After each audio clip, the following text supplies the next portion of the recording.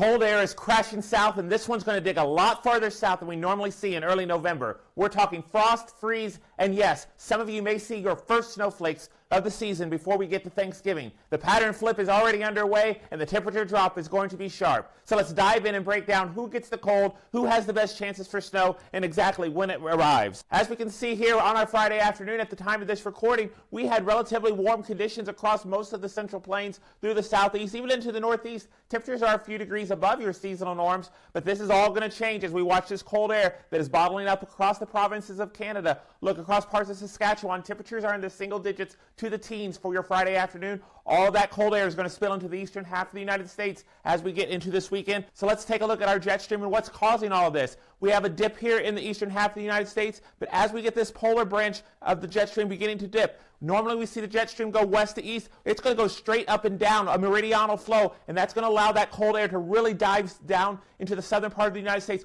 We're talking cold air into the panhandle of Florida. By the time we get to Monday and Tuesday, all of that ejects to the east as we go Monday, Tuesday into the middle of next week, and we see a ridge building out across the west, but we still have a northwesterly flow for the eastern half of the United States as we get to the middle and late parts of next week. So let's dive right into it. As we look here at our Friday evening, that rain that's made its way through the Ohio Valley and the Great Lakes early on Friday, it's pushing off to the east, bringing showers to New York, down through Pennsylvania. We can even see a rumble or two of thunder across Kentucky and Tennessee. This is across parts of Ontario into Quebec. We're watching snow on the north side of that system, and then out across parts of southwestern Saskatchewan. That's that low pressure system, and that's going to be the mechanism that's going to bring snowfall to a good part of the United States over the next 48 hours. So as we wake up on our Saturday morning, that snow has dived down out of Saskatchewan through the Dakotas into eastern Nebraska. It is bringing light accumulations of snow across the northern plains. That system has made its way off the east coast, but we're still seeing some snow across parts of eastern Quebec.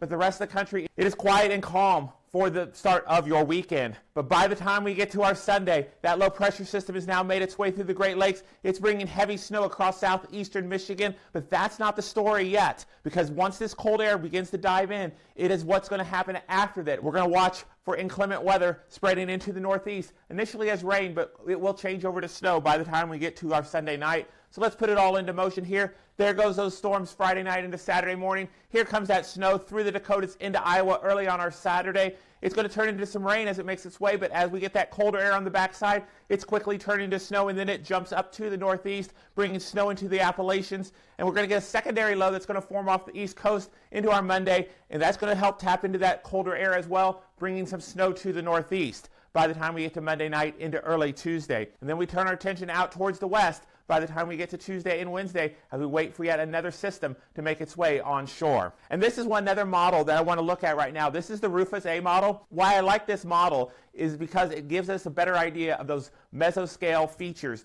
It's a little more granular. It gives a little more detail. It has a resolution at 3 kilometers, and it updates every hour. So you see that ticker in the upper left-hand corner. Lake effect snow bands, those small details that winter storms often pose as we get closer to the event. So it's able to hone in on subtle developments in the atmosphere and provide a more accurate forecast, especially with a system where we're going to have northerly winds coming off the lakes. Where will those snow bands set up, those fetches off of the lakes? Where could we see the heaviest snow amount? So this is a model that we tend to look at a lot in our winter, especially as we get close towards those winter storms. So I'm going to let it reset here in a minute. And so here we go. We watch that storm making its way out of the Dakotas, snow through the Dakotas, rain into northern Nebraska, but a cold rain with temperatures only in the 30s. That moves through southwestern Minnesota into northern Iowa during our morning into our afternoon on our Saturday, and then as we get a little bit warmer air still here across the Ohio Valley, that cold air really hasn't filtered in behind the system. We're going to have a cold rain for the Notre Dame Navy game on our Saturday afternoon, but it's going to quickly turn into snow by the time we get to Saturday night into Sunday morning,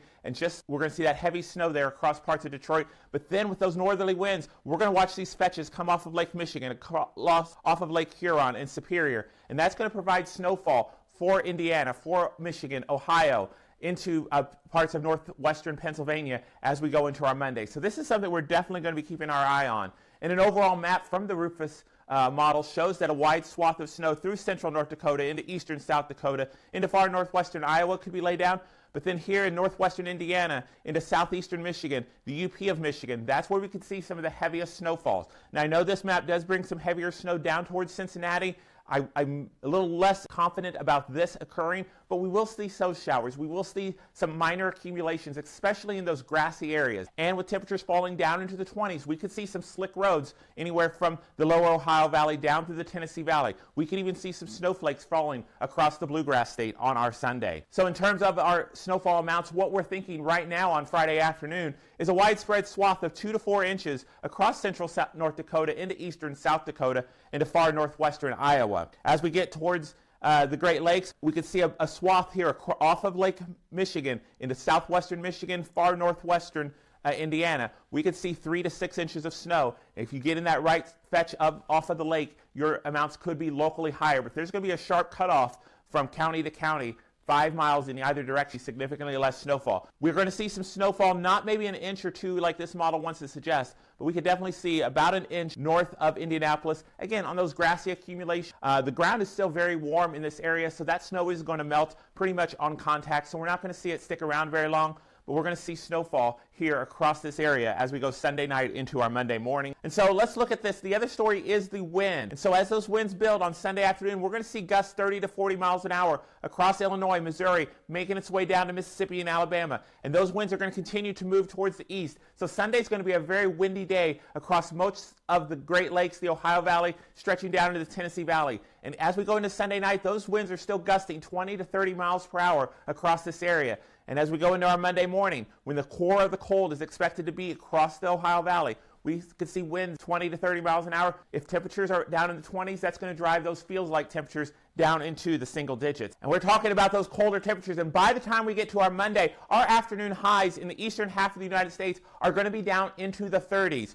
We're going to still have warmth up the east coast as that low pressure begins to move towards the east. Along the coast, you're still in the 50s and 60s, but we can have low 40s for afternoon highs as far south as Alabama, down into parts of Arkansas, but we're already seeing a ridge of warmth building across the easternly side of the Rockies, where Montana, you're going to be in the 50s and 60s for your afternoon highs, teens and 20s across the Canadian provinces. So let's take a look at those lows for our Monday morning. We have widespread 20s from the Ohio Valley down to the Tennessee Valley. Nashville, you're below freezing. Even Atlanta, you could be at 32 degrees for your Monday morning. And those 30s even make their way into East Texas. Across the northern plains, we're going to have teens across the Dakotas, even some single digits where that snowpack is heaviest.